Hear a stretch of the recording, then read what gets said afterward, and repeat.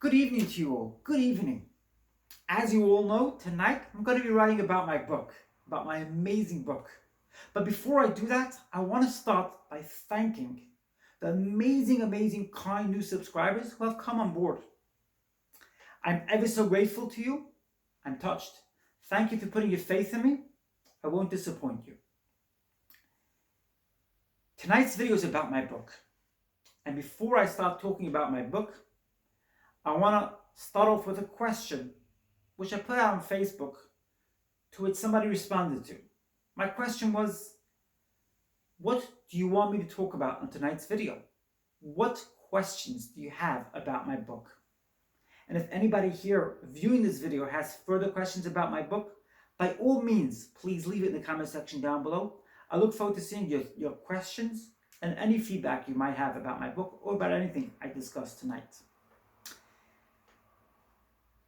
The question I got on Facebook was, do you have any regrets? And do things manifest and come around eventually? And do you believe that that's what happens eventually? The answer to that question is, firstly, I want to start by saying it's a good question. Shalva asked me the question. Specifically, I want to tell you it's a good question. And when it comes to regrets, I lived many years in regret. Let me put it that way. Today, no, I have no regrets. I am happy, I am proud, and I put it out in many videos. I am so proud and glad that I got to save my life.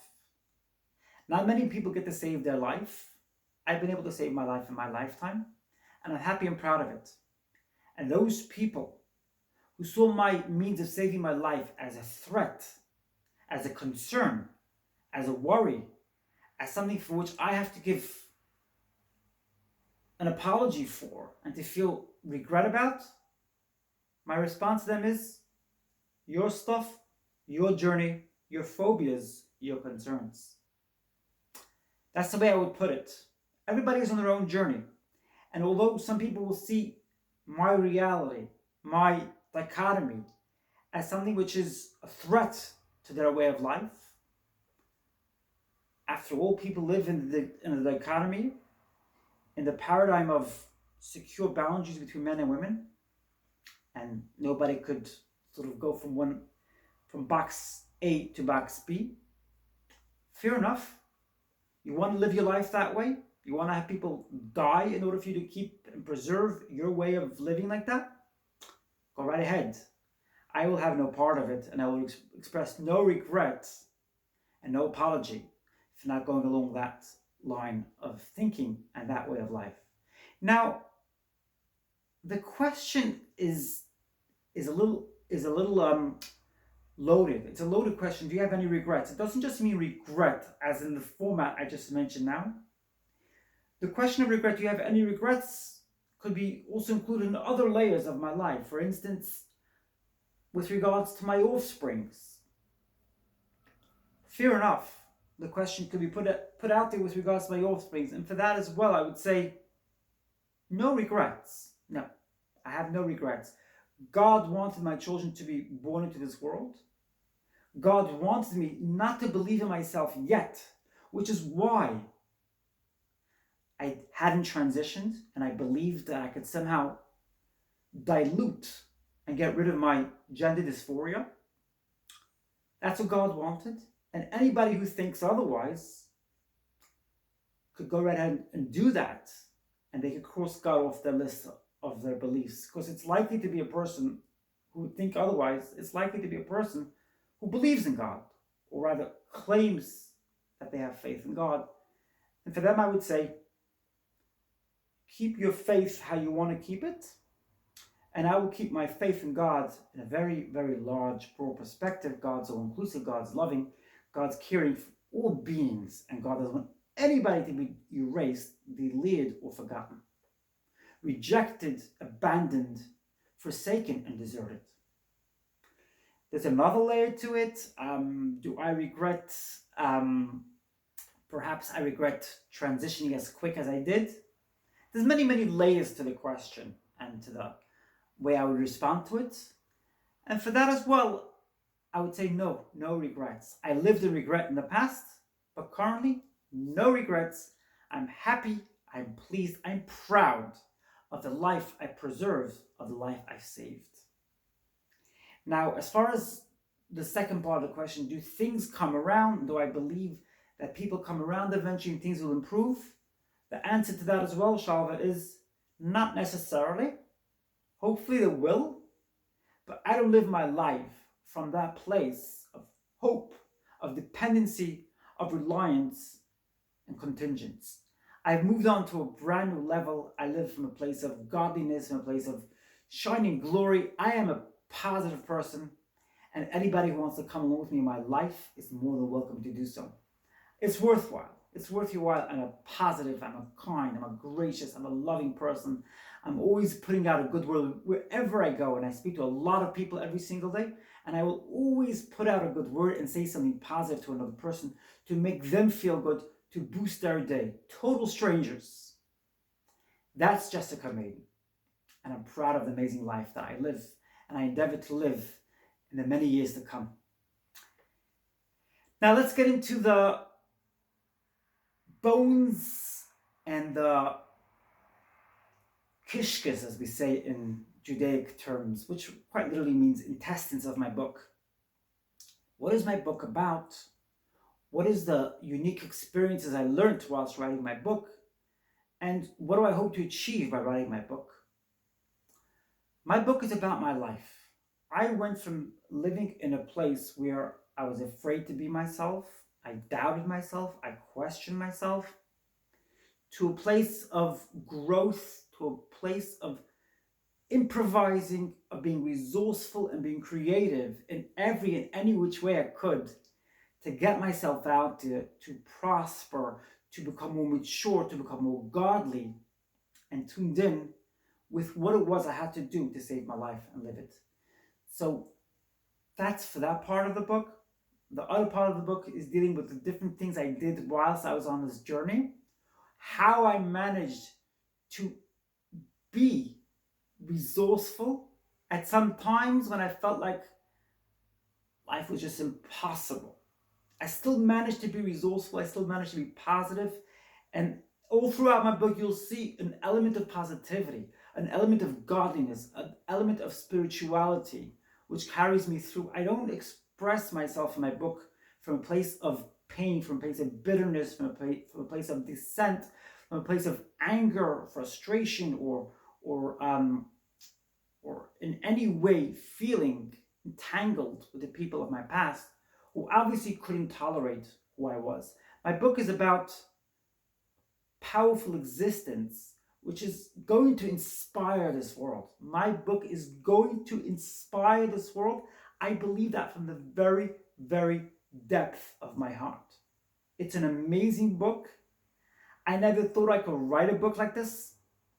I never thought I would have the strength to write a book like this. And when I say strength, I want to tell you something. There were times, at least in the initial stages of writing my book, when I felt like taking the book and throwing it out the window.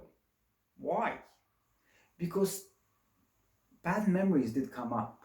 Scary memories come up when you're writing a book.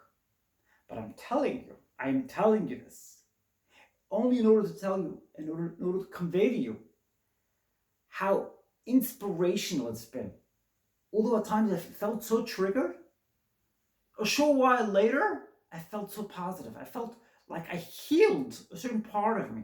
Every part of my book, every part of writing my story comes along with a very, very healing element, which is so beautiful.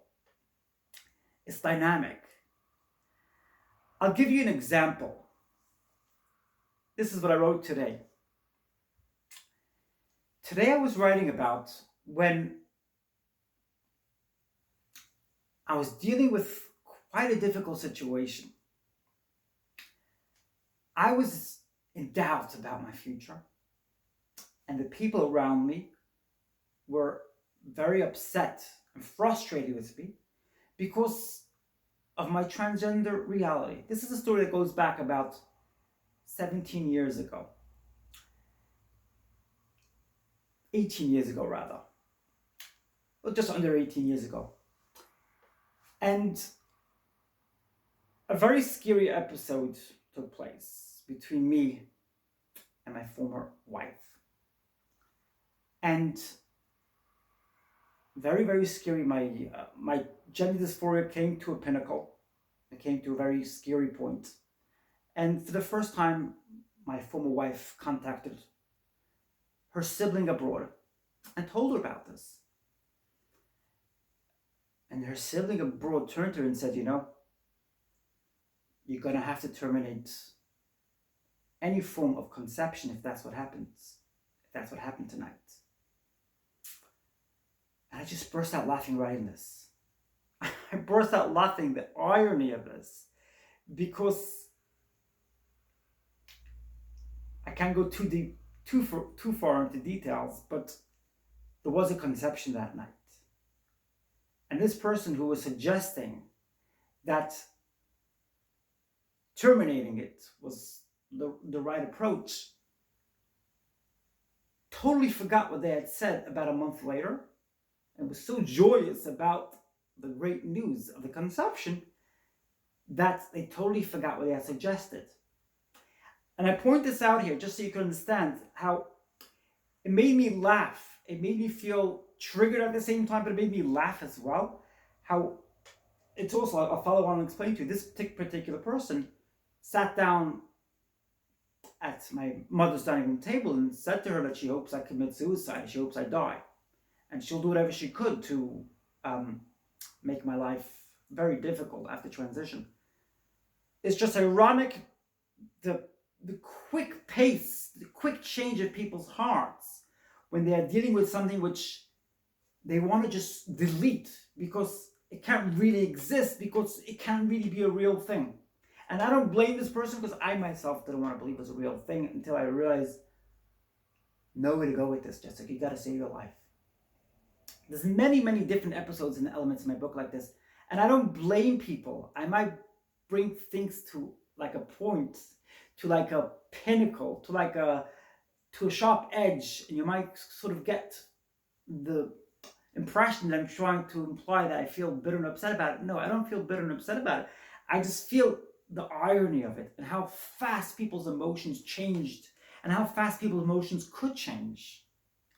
My whole life is like that. How fast I was able to change is also dynamic. It's a fascinating experience writing my story. And I tried it many times in the past and I wasn't successful. Now I'm being successful at this. My book will sell millions of copies. It's a very, very unique style. My book is a style which comes along the paradigm of positivity, genuineness, and being realistic at the same time.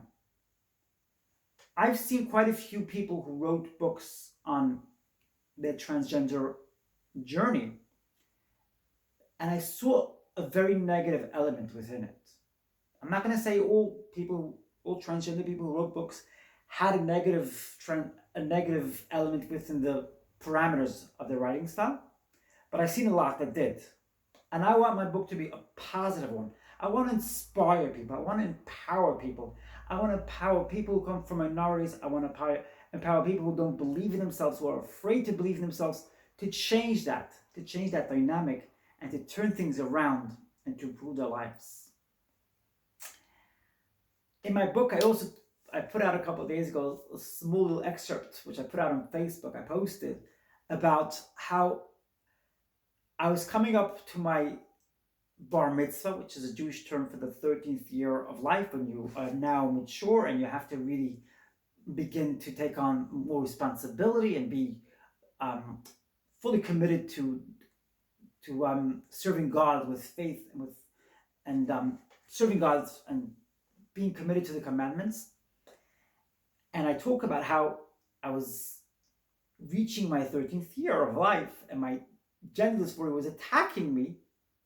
And I was like, you can have the last few weeks, do whatever you want, but as soon as I get to my 13th birthday, you must change. You must become fully committed to God. And my gender dysphoria was like, haha, you think you're a separate entity to me. but you're not. This is who you are, Jessica. I use like a Jewish, a Yiddish word, zizi. It's just a name I used.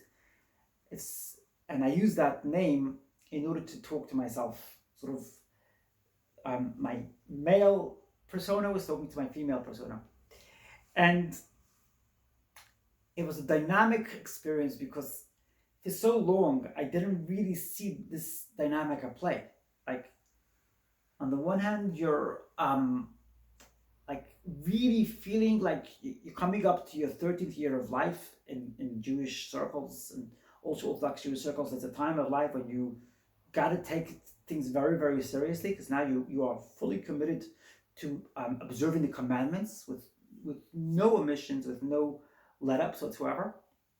But on the other hand, you've got this nagging gender dysphoria attacking you, and that gender dysphoria, that persona, if you like, ain't gonna let you down, and you can try whatever you like, but it ain't gonna get you anywhere. That's my video today. Powerful stuff. I'm excited for my amazing book. I love my life. Anybody who comes along with me in this amazing YouTube journey knows how much I love my life, how my life is just one big miracle. One big miracle. I put out YouTube videos, so many of them. I put out over 1,000 YouTube videos, but I shaved off quite a few of them because my video is about positivity, it's about growth, and it's about empowerment and not about bitterness. I look forward to your amazing comments. I'm ever so grateful for the amazing commenters in the last few weeks, last few days. You guys have really inspired me. Beth, Mike, and so many others, you've inspired me with your great insights, great feedback, great ideas. I'm ever so humbled and grateful. And I wonder what you thought about my amazing interview by Shifra on Saturday night. I want to hear your feedback on that too. I look forward to seeing it. Please drop your comments in the comment section down below or in that particular video. It was a little scary. I've never been interviewed like that before, but like, it was pretty amazing. It was pretty fascinating. It was a fascinating experience. It was a positive experience. And I look forward to your feedback on that too. Great vibes, great insights. I love you all. Have a great night, and God bless you.